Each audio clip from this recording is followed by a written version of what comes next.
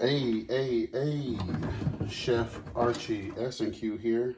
About to show you guys how to humanely dispatch these 2 crabs I have left. They're still alive, but they're dormant because I put them on ice. I put them actually not on ice, I put them in the freezer for over an hour and a half, 2 hours.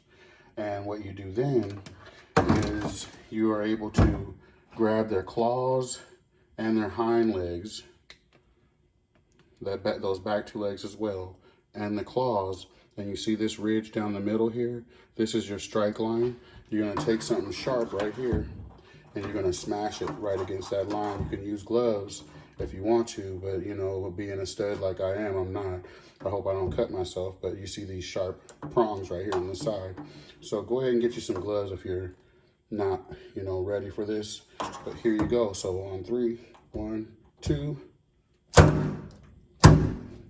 Just like that. He's gone because there's a nerve center right down the middle. And then you grab each legs set off. Your row is in there if you want it, but if not, you can just toss that. And then you just give it a good slap. And then remove your lungs.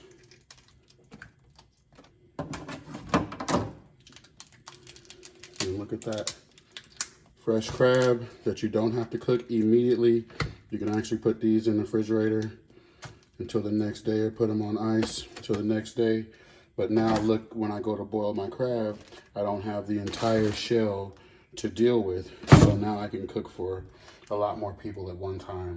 So just teaching you how to be a party chef, you guys. Hashtag party chef. Again, the break line. All legs grabbed. I'm missing a claw, which means I got gypped. 1, 2, 3. Boom, boom. Twist.